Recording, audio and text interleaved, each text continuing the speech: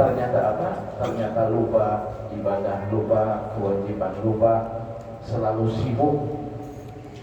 Misalkan contoh orang yang berjualan selalu menghitung kalkulator, oh ini berapa, ini rugi berapa, tidak ingat lagi dengan kewajiban, padahal itu adalah rezeki dari Allah Subhanahu wa Ta'ala. Maka disitulah kita pahami beberapa ujian dari Allah Subhanahu wa Ta'ala harus kita lewati dengan ikhlas dan ridha. Dan mudah-mudahan saudara-saudara kita yang ditimpa musibah diberikan keikhlasan dan keridhaan dari Allah Subhanahu wa Ta'ala. Amin amin ya rabbal alamin. Hadirin jemaah rahimakumullah. Nah, ketika kita menghadapi tahun baru ini, maka kita kuatkan iman kita. Yang pertama itu, kita kuatkan iman kita. Kita cerminkan diri kita. Bagaimana di tahun yang kemarin, oh aku seperti ini, dan di tahun yang akan datang mudah-mudahan lebih baik lagi. Dan diisi dengan nilai-nilai agama dengan yang baik. Ya, nanti misalkan ingin ingin ini dan ingin itu, kita nilaikan dengan nilai yang ibadah dengan baik, membaca doa, ya, membaca doa selamat dan lain-lainnya. Itulah salah satu tanda syukur kita kepada Allah Subhanahu wa Ta'ala. Dan yang kedua, jangan sampai kita, ya, setelah kita diberi ujian dan lain-lainnya, hati kita melenceng atau mengiktiraf kepada Allah Subhanahu wa Ta'ala, oh ini adalah tanda Allah tidak sayang kepadaku, Allah tidak adil kepadaku. Jangan seperti itu.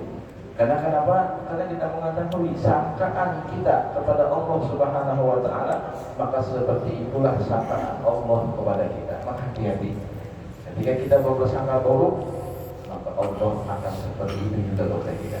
Tetapi apabila kita berprasangka itu baik, maka Allah akan memberikan kebaikan. Karena kita ini kada tahu apa di balik kejadian itu, kita tidak tahu selanjutnya bagaimana.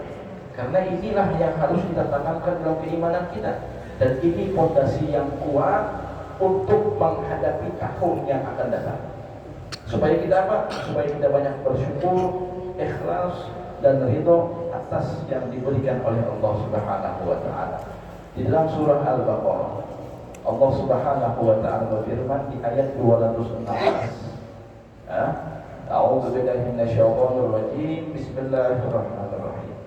Wa asa an takrahu syai'an wa huwa khairul lakum wa asa an tuhibbu syai'an wa huwa syarrul lakum wallahu ya'lamu wa antum la ta'lamun. Nah, ini Allah Subhanahu wa Ta'ala memberikan kita kunci supaya kita ketika menghadapi ujian kita paham, oh di balik ujian ini ada sesuatu dari Allah Subhanahu wa Ta'ala. Ketika engkau menyangka bahwasanya itu adalah kesulitan bagi engkau, maka kalian tidak akan tahu di balik kesulitan itu ada kemudahan dan kebaikan dari Allah Subhanahu wa Ta'ala. Sebaliknya, kalian menyangka ini adalah salah satu nikmat yang diberikan oleh Allah Subhanahu wa Ta'ala, tetapi kalian tidak tahu bahwasanya diberikan kenikmatan itu ada salah satu keburukan bagi kita. Allah ya'lamu wa antum la ta'lamun. Allah Maha mengetahui dan kalian tidak mengetahui. Nah, di ayat ini jelas sekali ya. Jelas sekali kita seperti itu. Kita dengan Allah Subhanahu wa Ta'ala sangat jauh sekali. Kita tidak mengetahui apa akan selanjutnya, ya kan? Kita tidak mengetahui apa takdir kita selanjutnya. Kita tidak mengetahui bagaimana keadaan kita. Kita tidak mengetahui apakah kita ini mati beriman apa tidak.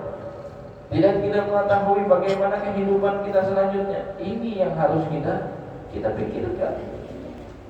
Makanya disitulah sangkaan kita harus baik.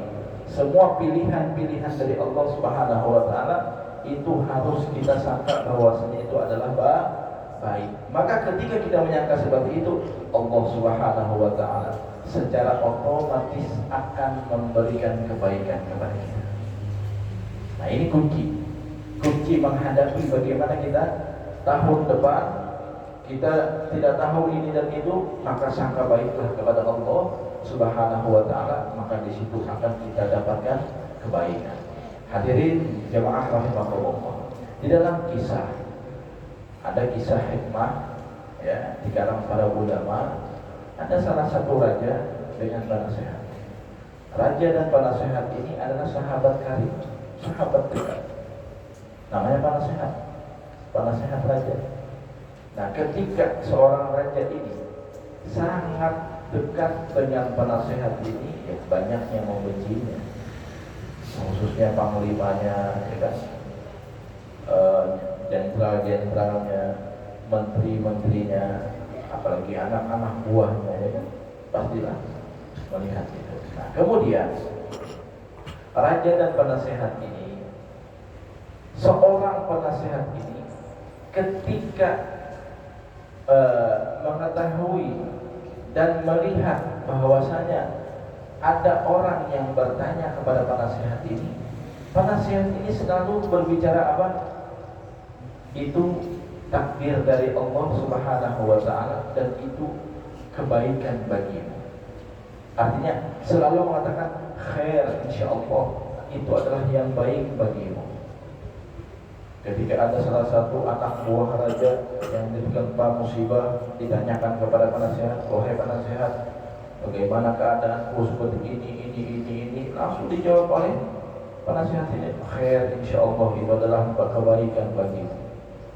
Ya namanya orang, ya kadang-kadang bisa menerima, bisa tidak. Orang ditambah musibah. Ketika orang bertanya kepada kita, oh itu adalah kebaikan, ya orang masih menjawab, mudah sekali kamu ngomong seperti itu, aku yang tertimpa musibah, kan pasti seperti itu. Nah, gara-gara seperti itu penasehat ini selalu mengucapkan khair, insyaallah itu adalah yang baik, itu adalah pilihan Allah Subhanahu wa taala, adalah yang terbaik, dimusuhi oleh mereka orang-orang kerajaan. Nah, tapi namanya orang yang dekat raja, tidak mungkin orang berani menangkap atau yang lain yang menyakiti penasehat ini. Ketika waktu demi waktu berjalan, ternyata rajanya yang tertimpa musibah. Raja ini tangannya terpotong jarinya, entah itu gara-gara bermain pedang atau mungkin mengiris sesuatu. Pokoknya singkat cerita, tangan jari raja ini terpotong. Ketika tangan jari raja ini terpotong, ketika itulah raja menanyakan kepada penasehatnya, wahai penasehat, tanganku ini terpotong, kenapa ini? Penasehat namanya selalu mengucapkan khair, insyaallah ini adalah yang terbaik dari Allah Subhanahu wa taala. Ketika penasehat itu mengucapkan hal seperti itu, wah, raja marah sekali.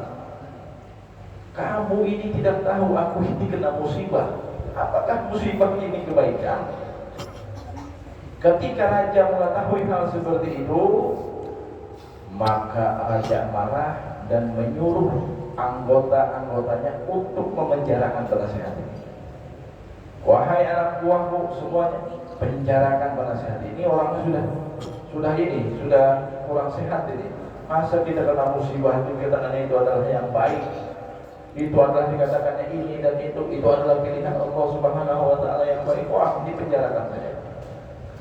Ya, dengan terimalah penasehat ini, diborgol dan lain-lainnya, dipenjarakan, diikat, dipenjara di bawah tanah.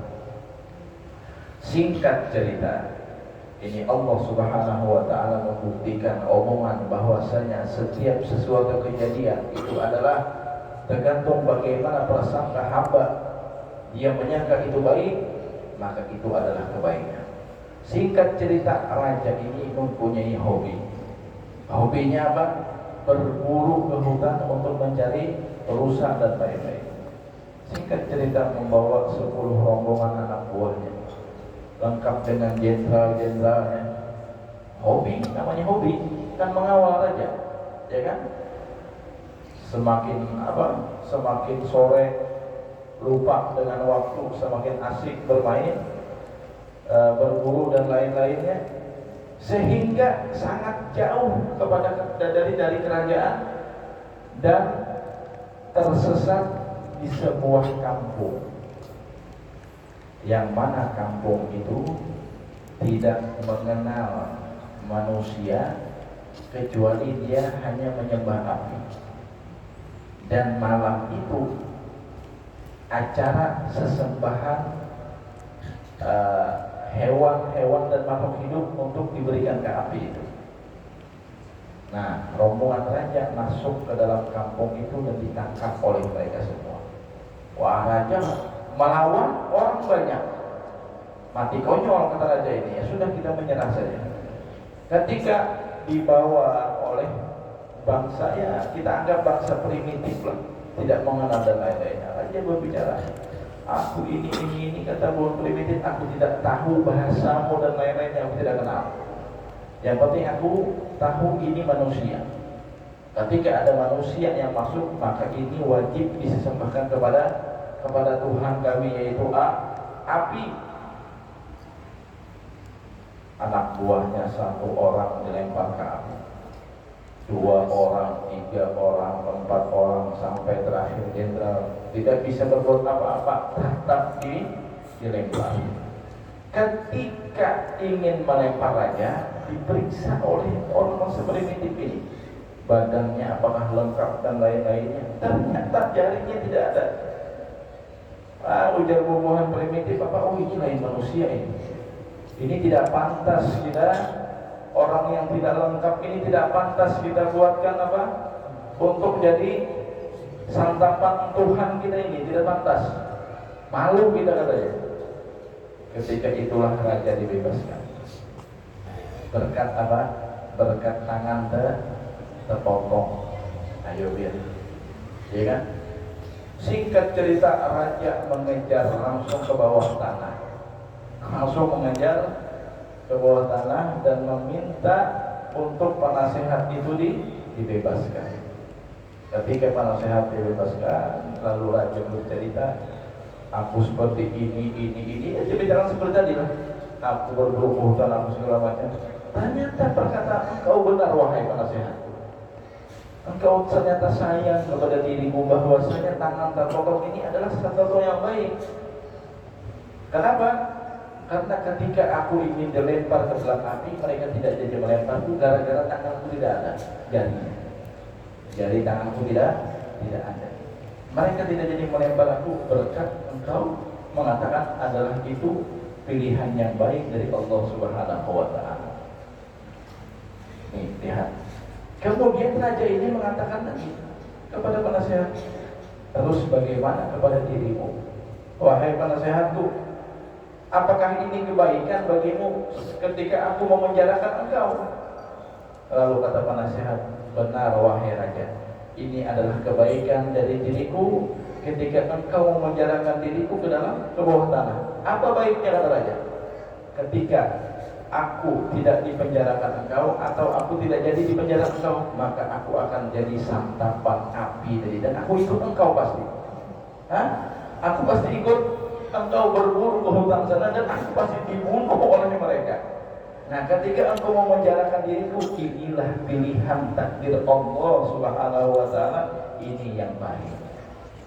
Nah, ketika itulah kita memahami dari cerita ini bagaimana sesuatu yang kita sangka itu adalah keburukan, sesuatu yang kita sangka itu adalah kesulitan, sesuatu yang kita sangka itu adalah sesuatu yang merendahkan kita, jangan kita menyangka terlebih dahulu itu adalah tidak adilnya Allah Subhanahu wa Ta'ala, tidak. Tapi sangkalah bahwasanya ini adalah jalan yang diberikan oleh Allah Subhanahu wa Ta'ala, nilai-nilai kebaikan. Rasakan di kehidupan kita di dunia ini cuma sebentar, cuma sebentar. Apa yang kita kumpulkan itu nanti dipertanggungjawabkan di hadapan Allah Subhanahu wa Ta'ala. Apa yang kita kumpulkan semuanya itu akan jadi pertanyaan bagi Allah Subhanahu wa Ta'ala. Nah, ketika itulah kita tanamkan keimanan, kekuatan di dalam hati kita ini, supaya nanti tahun yang baru ini bisa memahami bagaimana sangkaan kita kepada Allah Subhanahu